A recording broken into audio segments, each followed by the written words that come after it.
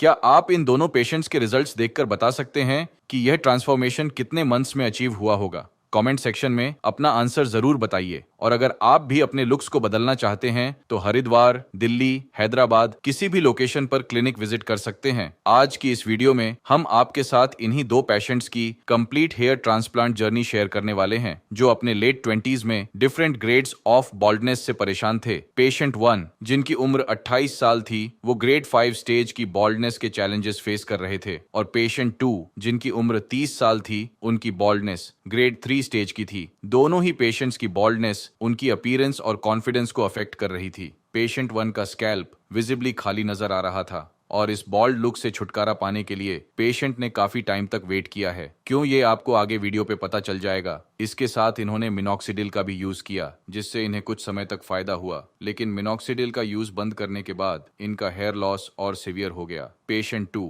जिनकी baldness early stage की थी, वह भी सोशल गैदरिंग्स में एंग्शियस फील करते थे। इस बॉल्डनेस का उनके कॉन्फिडेंस पर काफी ज्यादा इम्पैक्ट पड़ा था। लेकिन जैसे कि आपने स्टार्टिंग में देखा, अब दोनों पेशेंट्स का लुक पूरी तरह चेंज हो चुका है। इस वीडियो के एंड तक आप जानेंगे कि कैसे एक परफेक्टली प्लान्ड हेयर ट्रांसप्लांट आपके लुक को कंप्लीटली चेंज कर सकता है। क्योंकि हम आपके साथ शेयर करने वाले हैं दोनों पेशेंट्स की कंप्लीट हेयर ट्रांसप्लांट जर्नी, वो भी उनके ऑनेस्ट एक्सपीरियंस के साथ। तो वीडियो के एंड तक बने रहिए और हमें कमेंट में बताइए कि आपको किस पेशेंट के रिजल्ट्स ज्यादा इंप्रेसिव लगे। अब डिटेल में जानते हैं पेशेंट्स की स्कैल्प कंडीशन के बारे में। पेशेंट 1 की बॉल्डनेस एडवांस्ड स्टेज तक पहुंच चुकी थी। उनकी हेयरलाइन कंप्लीटली वैनिश हो गई थी और फ्रंटल एरिया में सिर्फ कुछ मिनिएचर फॉलिकल्स बचे थे, जिस वजह से वो रीजन स्पार्सली थिन्ड नजर आ रहा था। मिड स्कैल्प में भी थिनिंग प्रेजेंट थी, लेकिन वहां डेंसिटी इतनी कॉम्प्रोमाइज नहीं थी कि सर्जिकल इंटरवेंशन की जरूरत पड़े। इसलिए हमारे एक्सपर्ट्स ने मिड स्कैल्प को मेडिकेशन और पीआरपी थेरेपी से रिवाइव करने का प्लान बनाया।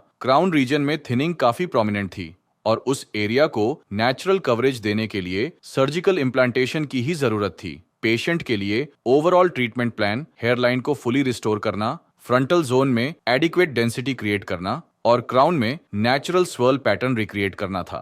अच्छी बात यह थी कि पेशेंट के डोनर एरिया में स्ट्रॉन्ग हेल्थी ग्राफ्ट्स अवेलेबल थे, जिससे उनका complete look surgical implantation plus medical support से इफेक्टिवली रिस्टोर किया जा सकता था। पेशेंट 2 की बॉल्डनेस नॉरवुड ग्रेड 3 स्टेज की थी, जिसमें उनका फ्रंट लुक ज्यादा अफेक्ट हुआ था और वो एज्ड दिखने लगे थे।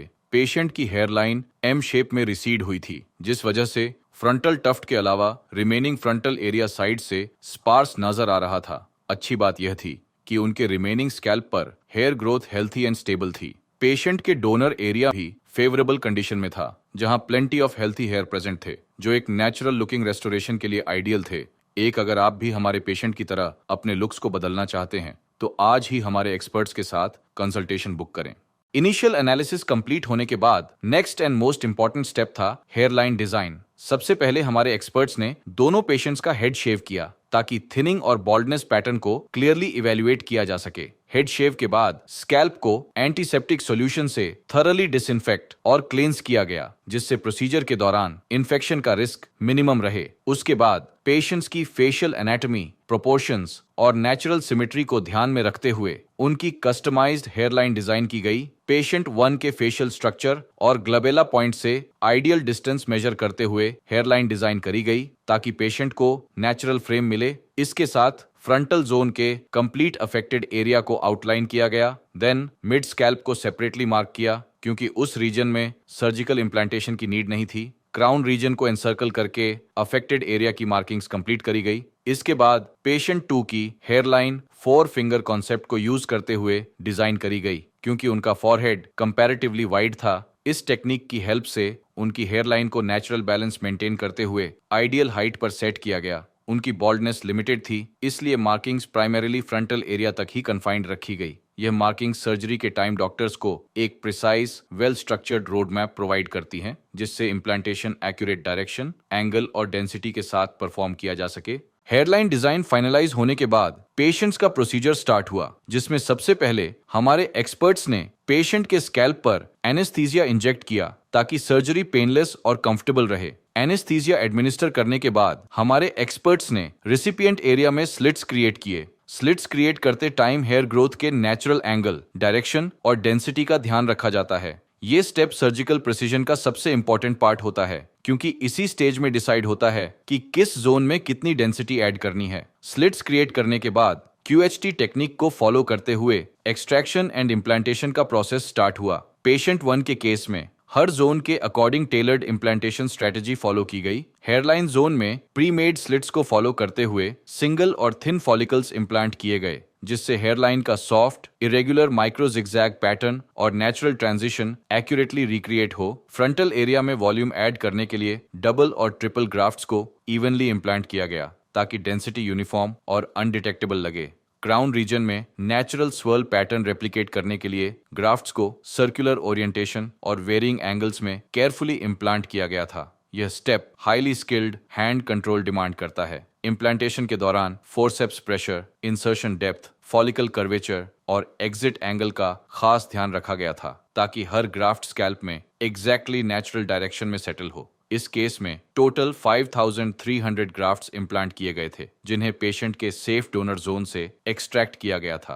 पेशेंट 2 के इम्प्लांटेशन में भी प्रिसीजन फर्स्ट अप्रोच फॉलो की गई। हेयरलाइन जोन में सिंगल और थिन हेयर फॉलिकल्स इम्प्लांट किए गए, ताकि हेयरलाइन नेचुरली सॉफ्ट लगे और एजिंग रेजिस्टेंस मेंटेन रहे। फ्रंटल एरिया में डेंसिटी एनहांस करने के लिए डबल और ट्रिपल फॉलिकल्स स्ट्रेटेजिकली इम्प्लांट किए गए, ताकि थिकनेस बैलेंस्ड और प्रोपोर्शनेट लगे। इम्प्लांटेशन के टाइम हमारे सर्जन्स ने ग्राफ्ट्स की डायरेक्शन, डेप्थ और स्पेसिंग को माइक्रो लेवल पर कंट्रोल किया, ताकि ग्रोथ नेचुरल हेयर ग्रोथ की तरह रेप्लिकेट हो। इस केस में टोटल 2500 ग्राफ्ट्स इम्प्लांट किए गए थे, जिन्हें पेशेंट के सेफ डोनर जोन से एक्सट्रैक्ट किया गया था। अगर आप भी हेयर ट्रांसप्लांट करवाना चाहते हैं तो कमेंट करिए हेयर ट्रांसप्लांट। सर्जरी के बाद पेशेंट 2 ने 1 मंथ कंप्लीट होने पर अपने फॉलोअप के लिए क्लिनिक विजिट किया था। उनके ट्रांसप्लांटेड एरिया में 40% शेडिंग विजिबल थी, जो हेयर ट्रांसप्लांट के बाद हेयर ग्रोथ साइकिल का पार्ट है। इस स्टेज में फॉलिकल्स रेस्टिंग फेज में चले जाते हैं, इसलिए ट्रांसप्लांटेड हेयर शाफ्ट्स टेम्पोरेरीली शेड होते हैं। नेटिव नॉन ट्रांसप्लांटेड फॉलिकल्स अपने नेचुरल पेस पर ग्रो कर रहे थे, जिससे अर्ली कवरेज मेंटेन्ड रहता है। पेशेंट 1 ने अपने फर्स्ट फॉलोअप के लिए 6 महीने कंप्लीट होने पर क्लिनिक विजिट किया था। इस टाइम पीरियड में शेडिंग फेज ओवर हो चुका था और फॉलिकल्स सक्सेसफुली ग्रोथ फेज में ट्रांजिशन कर चुके थे। स्कैल्प पर इनिशियल मैच्योर ग्रोथ विजिबल थी। हेयरलाइन जोन में फॉलिकल्स नेचुरल पैटर्न के अकॉर्डिंग ग्रो हो रहे थे, जिससे हेयरलाइन की शेप क्लियरली विजिबल होने लगी थी। फ्रंटल एरिया में हेयर थिकनेस डेवलप हो रही थी, लेकिन अभी कुछ माइनर गैप्स विजिबल थे। ये 6 महीने की स्टेज पर नॉर्मल है, क्योंकि डेंसिटी नेक्स्ट फ्यू मंथ्स में हो जाएगी। क्राउन रीजन में भी फॉलिकल्स नेचुरल स्वर्ल ओरिएंटेशन में ग्रो कर रहे थे। ओवरऑल पेशेंट 1 का स्कैल्प 6 महीने पर हेल्थी और प्रॉमिसिंग ग्रोथ शो कर रहा था। 6 मंथ्स के टाइम पीरियड तक पेशेंट 2 का शेडिंग फेज भी कंप्लीटली रिजॉल्व हो चुका था और follicles consistently active growth phase में एंटर कर चुके थे। हेयरलाइन अब क्लियरली डिफाइंड शेप में विजिबल थी, जो नेचुरली पेशेंट के फेशियल फीचर्स को फ्रेम कर रही थी। फ्रंटल जोन में फॉलिकल्स का टेक्सचर, थिकनेस और शाइन नेटिव हेयर से सिमिलर लग रहा था, जो एक मैच्योर आउटकम का स्ट्रॉन्ग इंडिकेटर है। डेंसिटी ग्रेजुअली इंप्रूव हो रही थी और ओवरऑल लुक एनहांस्ड लग रहा था। 6 मंथ्स मार्क पर दोनों पेशेंट्स के स्कैल्प पर विजिबल और हेल्थी ग्रोथ प्रेजेंट थी, लेकिन फाइनल डेंसिटी और कंप्लीट मैचुरेशन अभी पेंडिंग थी। हेयर ट्रांसप्लांट के रिजल्ट्स टिपिकली 8 से 12 महीने के बीच फुली मैच्योर होते हैं, इसलिए अपकमिंग मंथ्स में दोनों पेशेंट्स के स्कैल्प पर थिकनेस, डेंसिटी और टेक्सचर में सब्सटैंशियल इंप्रूवमेंट एक्सपेक्टेड है। नेक्स्ट फॉलोअप विजिट पर पेशेंट 1 ने अपना एक्सपीरियंस भी हमारे साथ शेयर किया था। चलिए जानते हैं कि उनकी 7 महीने की जर्नी कैसी रही। क्या वो इस पीरियड की हेयर ग्रोथ से सेटिस्फाइड हैं? हेलो, मेरा नाम तरुण है। तो आज मैं अपनी 5th आरपी के लिए आया हूँ। तो अब क्या कहते हैं, मेरे रिजल्ट को ऑलमोस्ट 7 मंथ हो चुके हैं। जैसे देख सकते हो आप, डेंसिटी भी काफ़ी थोड़ी सी इम्प्रूव हो चुकी है काफ़ी, क्योंकि 7 मंथ का रिजल्ट है ये। अराउंड सितंबर से मैं सर्च करना स्टार्ट कर दिया था कि मुझे हेयर ट्रांसप्लांट वगैरह करवाना है। उससे पहले की जर्नी में मैं सब कुछ ट्राई कर चुका था कि ये सब लगा, ऑयल, कोई सा ऑयल, कभी कुछ ऑयल, कभी समथिंग देसी और होम्योपैथिक, आयुर्वेदिक सब ट्राई कर चुका था। बट हम जितना एक्सपेरिमेंट करते हैं उतना ही नुकसान और होता चला जाता है। सो उसके बाद एक फाइनल डिसीजन हो ही जाता है कि यार अब कुछ हो नहीं रहा, तो अब हेयर ट्रांसप्लांट ही करा जाएगा। सो उसमें फिर मैंने सर्च किया काफ़ी सारे दिल्ली में क्लिनिक वगैरह। सो काफ़ी मैंने सर्च किया, उसमें यूट्यूब पे वीडियोस वगैरह देखी, इंस्टाग्राम पे वीडियोस वगैरह देखी। सो मुझे QHT ही मतलब उन सब में से सही लगा। मैं और किसी का नाम नहीं लेना चाहूँगा यहाँ पे, वो आप लोगों का डिसीजन है किससे क्या करवाना है आपको। So and at the end कि मैंने सारे उनमें यूट्यूब पे उनके वीडियोस देखे हैं, सेलिब्रिटीज की, काफ़ी सारे सेलिब्रिटियों ने भी यहाँ पे कराया हुआ है। तो एक तरह से मेरा कॉन्फिडेंस बूस्ट है यहाँ पे। मैं वैसे भी ना जब आप इस जर्नी में होते हो, हेयर फॉल की जर्नी में होते हो, सो आपको गूगल भी अपने आप ही ये सब बार बार आगे करता रहता है, ऐड ऐड देता रहता है। तो ऐसा नहीं कि मैं क्यूएसटी को सितंबर से फॉलो कर रहा हूँ, मैं क्यूएसटी को अराउंड 2022 से फॉलो कर रहा हूँ। तो उस टाइम उनकी ब्रांच सिर्फ हरिद्वार और हैदराबाद में थी। सो आई एम वेटिंग कि कभी तो दिल्ली में आएगी। तो मैं उनसे पूछता था कि दिल्ली में कब आएगी, जब तक मैं अपना किसी भी क्लिनिक से, नॉर्मल क्लिनिक से मिनोक्सिडिल वगैरह स्मॉल ट्रीटमेंट स्टार्ट कर देता था कि चलो शायद मिनोक्सिडिल से रिजल्ट तो आ ही रहे हैं। बट एक्चुअली क्या होता है कि जब मेरा मतलब ये फेज 2018 या 19 में शुरू हुआ था, तो जब मैंने क्लिनिक विजिट किया था तो उसमें मेरे को यही मिनोक्सिडिल वगैरह सब दिया गया था, मेडिसिन दी गई थी। तो वहाँ पे जो मेरे को मिस्टेक फील हुई, वहाँ पे ये मिस्टेक फील हुई कि वहाँ पे मेरे को बताया नहीं गया कि मिनोक्सिडिल को ड्रॉप आउट कैसे करते हैं। सो एक टाइम पे ऐसा आपको होता है कि आप कॉलेज लाइफ ले रहे होते हो और धीरे धीरे स्टार्टिंग में अर्निंग में आते हो, उसमें आपको लगता है कि यार ये 2 से 3 दिन यार डॉक्टर की फीस जा रही है एंड द मेडिसिन आ रही हैं, तो इसको अब मेरी हेयर क्वालिटी भी डेंस हो गई है, तो यार अब मुझे इसको रोकना है। और जब आप उस क्लिनिक से आप बात करते हो तो वो कहते हैं कि नहीं, ये मेडिसिन कंटिन्यू रखनी पड़ेंगी, ये लाइफ टाइम तक आपको खाना है। तो वो ऐसा आपको आपको ऐसा फील होता है कि यार ये लाइफ टाइम तक खाना मतलब ऐसा क्या, मतलब बालों को एनहांस करना है, ठीक है, डाइट से भी हो सकता है या कुछ और हो सकता है। तो मेरे को लगा कि यार वो डॉक्टर मतलब उन्होंने मतलब कंसर्न अच्छे से नहीं किया, क्योंकि अगर वो कंसर्न अच्छे से करती कि इसको कैसे ड्रॉप आउट करना है धीरे धीरे, वो मुझे बताया नहीं गया। सो मुझे तो यही लगा कि वो अपनी फीस के चक्कर में, अब आप एक जगह जा रहे हो, एवरी 1.5 मंथ आप उसके पास जा रहे हो और उसके बाद आपको यही लिखा जा रहा है कि ये दवा, यही दवाइयाँ कंटिन्यू करनी है। सो आपको लगता है यार मैं 3,000 उसको क्यों दे रहा हूँ, सो डॉक्टर को क्यों मैं इसकी फीस दे रहा हूँ कि 3,000, जब मुझे यही कंटिन्यू करना है। एंड अब आप ऐसी स्टेज पे आ गए, 6 to 7 मंथ आप उसके कंटिन्यू जा रहे हो, अब उस स्टेज पे आ गए यार मैं पूछना चाहता हूँ कि इसको ड्रॉप करना है। तो वहाँ पे उन्होंने, डॉक्टर ने मुझे बोला कि नहीं, मेडिसिन कंटिन्यू रहेगी। तो वहाँ मुझे बताया नहीं गया कि मिनोक्सिडिल को डे बाय डे ऐसे रोका जाता है। इफ अगर आप 2 बार लगा रहे हो तो 1 time, then alternate, then drop करना होता है। तो वो मेरे को अपना हेयर्स के पॉइंट ऑफ व्यू से लगता है वो मेरा टर्निंग पॉइंट था, जो मैंने ड्रॉप आउट करा और वो फिर मेरे को हेयर फॉल होता चला गया। देन क्या होता है, ये हमारे जन्म के हेयर्स होते हैं ना, बर्थ के हेयर्स होते हैं, उनकी डेंसिटी बहुत अच्छी होती है, ठीक है, वो हेयर फॉल हो गया। देन मुझे लगा यार एक बार बोल्ड भी होना चाहिए। जब कोविड के टाइम में बोल्ड भी हुआ था कि चलो यार एक बार देखते हैं, दोबारा से कोई और चीज एक्सपेरिमेंट करते हैं, बोल्ड होके लगाते हैं ताकि ऑयल भी अच्छे से लग जाए, सब कुछ कंफर्ट रहे, ज्यादा दिक्कत नहीं होगी। कोविड के टाइम में सब घर पे थे तो सब एक्सपेरिमेंट कर ही रहे थे, कोई फूड में जा रहा था, कोई किसी में जा रहा था। तो यहाँ पे हमारा हेयर्स का चल रहा था तो मैं हेयर्स का एक्सपेरिमेंट कर रहा था। सो वो सब जर्नी थी मेरी।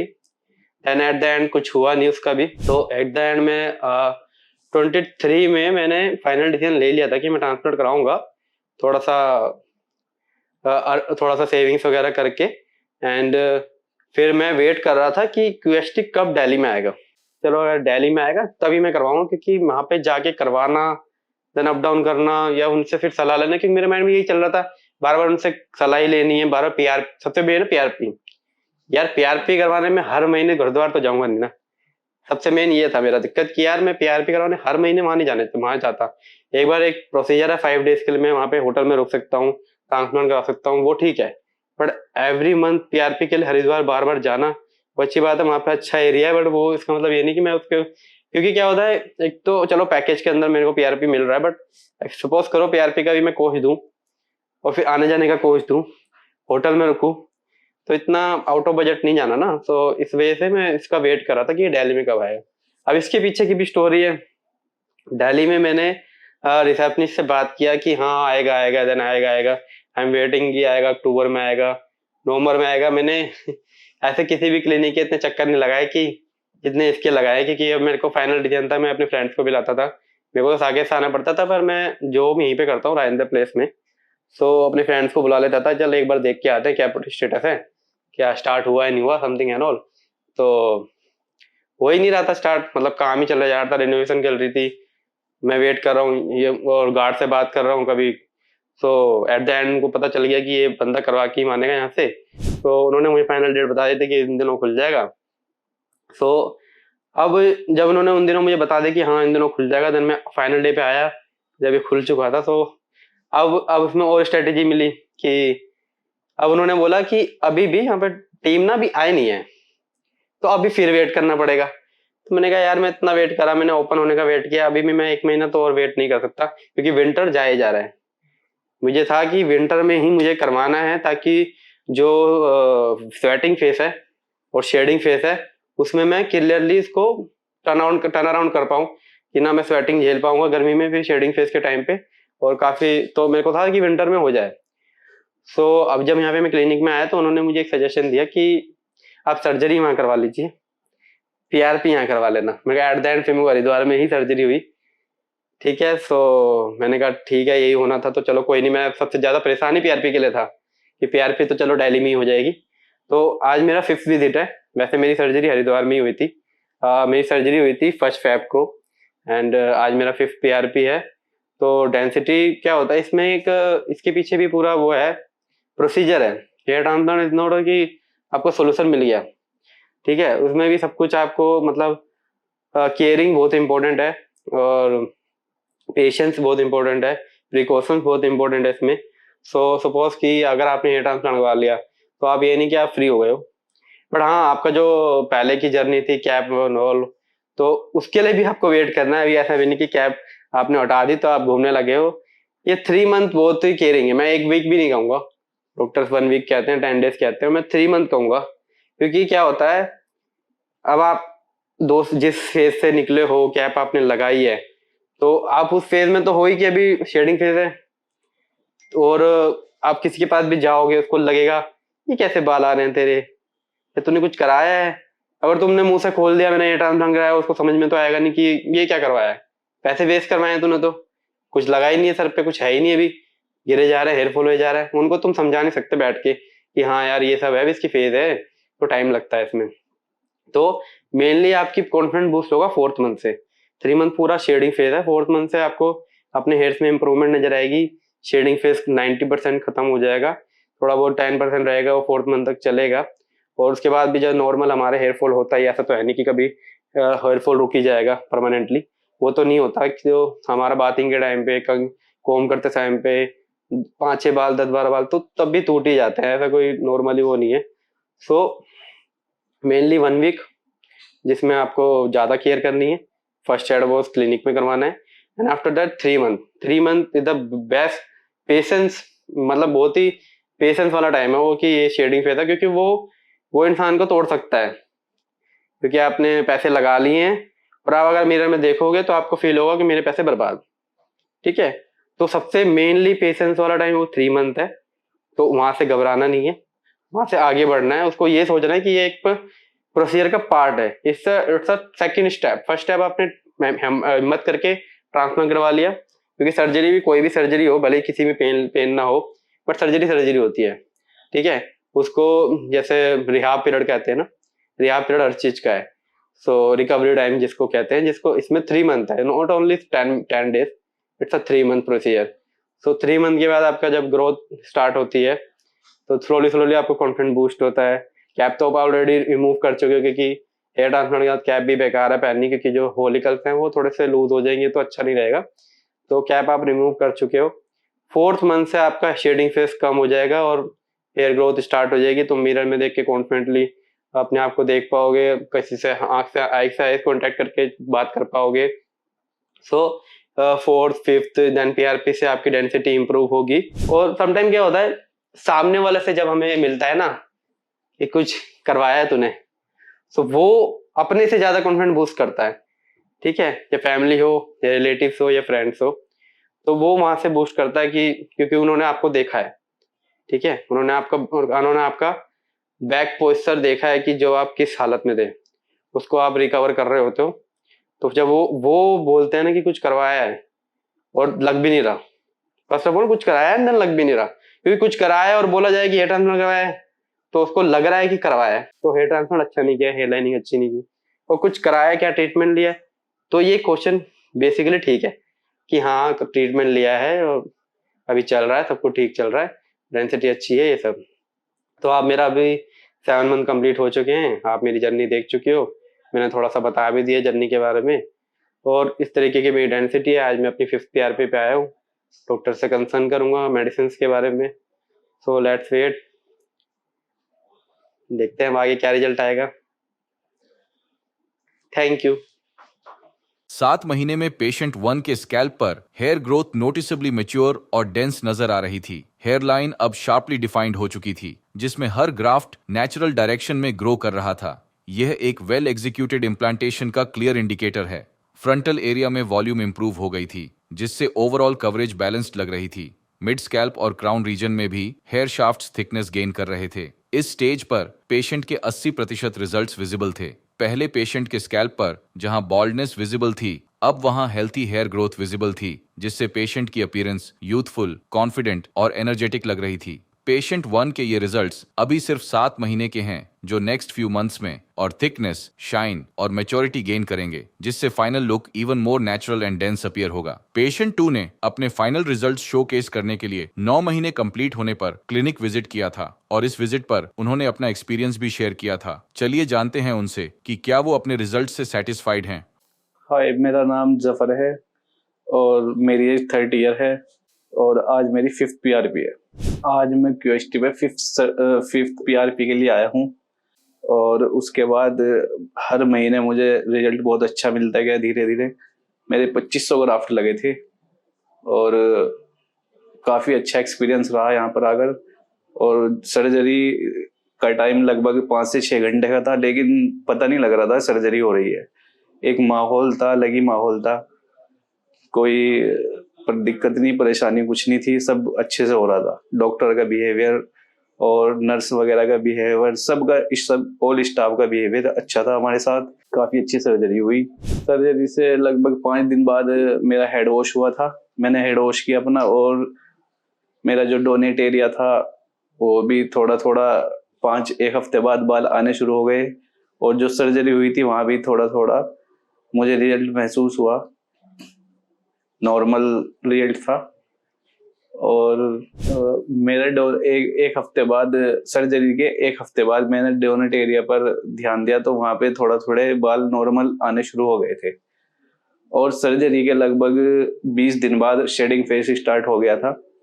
और पहले तो मैं डर गया, शेडिंग फेस हुआ, मुझे लगा कि बाल गिर गए, लेकिन 1 महीने बाद दोबारा रिग्रोथ हुई और बाल वापस आ गए सब।